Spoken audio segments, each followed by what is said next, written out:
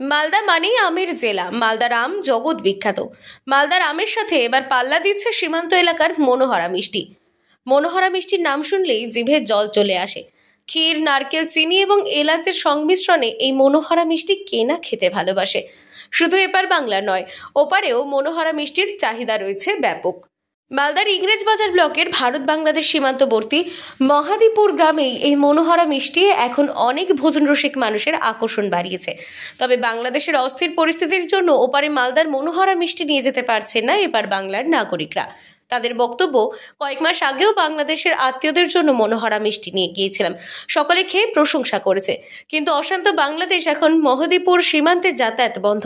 ফলে ওপার বাংলার অনেকের সঙ্গে যখন ফোনে কথা হয়, শেষে অবশ্যই মনোহরা মিষ্টি মিস করার কথা আক্ষেপ করে জানায়। উল্লেখ্য, মালদা জেলার ভারত বাংলাদেশ সীমান্তবর্তী মহদীপুর এলাকায় হাতে গোনা কয়েকটি মিষ্টির দোকান রয়েছে, যেখানে মনোহরা তৈরি হয়। সন্দেশের ছোট আকৃতির এই মনোহরা মিষ্টির এক পিসের দাম 7 টাকা, সাইজে একটু বড় হলে তার দাম 10 টাকা। নারকেল, ক্ষীর, চিনি এবং এলাচির সংমিশ্রণ দিয়ে মূলত এই মিষ্টি তৈরি হয়ে থাকে।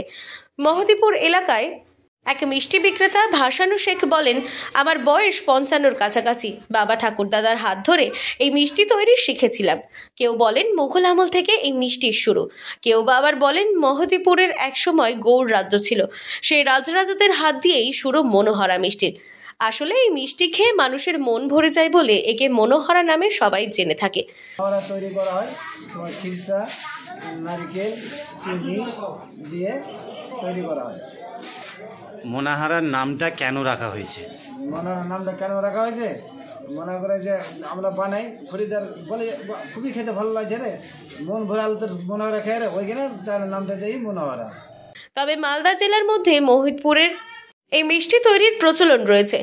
বাংলাদেশ থেকে এই সীমান্ত পথ দিয়ে বহু মানুষ যাতায়াত করতেন, তার ওপারের আত্মীয়দের জন্য মনোহরা কিনে নিয়ে যেতেন। এখন সীমান্ত বন্ধ, ওপারে আর যাচ্ছে না এই মিষ্টি। তবে গৌড়ের নিদর্শন কেন্দ্রগুলি যখন পর্যটকরা ঘুরে দেখতে আসেন, তখন তারা এই মিষ্টির স্বাদ গ্রহণ করেছেন। ওয়েস্ট বেঙ্গল এক্সপোর্টার অ্যাসোসিয়েশনের যুগ্ম সম্পাদক উজ্জ্বল সাহা বলেন, মনোহরা মিষ্টি মালদার বিখ্যাত। মহদীপুরের আন্তর্জাতিক বাণিজ্য সীমান্ত দিয়ে আমদানি রপ্তানি কারকেরা একবার হলেও পরিবার ও আত্মীয়দের জন্য এই মিষ্টি কিনে নিয়ে যান। পশ্চিমবঙ্গের সীমান্তবর্তী জেলা মালদা জেলার মহদীপুর সীমান্ত গ্রামে মনোহরা মিষ্টি সুবিখ্যাত। প্রায় 50 বছরের অধিক সময় ধরে এই মনোহরা মিষ্টান্ন আমাদের মালদা জেলার মহদীপুর গ্রামে বিক্রি হচ্ছে।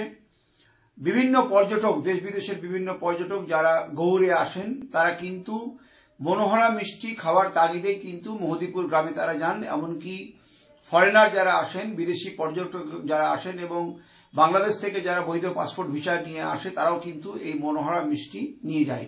মনোহরা মিষ্টি মূলত ক্ষীর, চিনি, নারকেল এবং এলাচ দিয়ে তৈরি হয়। এই মনোহরা মিষ্টি সুবিখ্যাত মিষ্টি। এখন প্রায় 10 জন মতো মিষ্টান্ন ব্যবসায়ী কিংবা কারিগর আছে। গুপ্তা পরিবার তার মধ্যে অন্যতম। তাদের তৈরি এই মনোহরা, আমাদের যা ধারণা, সারা ভারতবর্ষে এই মহদীপুর গ্রামে বিক্রি হয়। এই মনোহরা মিষ্টান্ন নিয়ে অনেক ইতিহাস আছে এবং এই মনোহরা মিষ্টি আরো ব্যাপকতা যেন পাই এবং পর্যটন ক্ষেত্রে এই মনোহরা মিষ্টি যেন অন্তর্ভুক্তি হয়, সে নিয়ে আমরা এগোচ্ছি। মালদা থেকে দেবসেনার রিপোর্ট, আনন্দ বার্তা।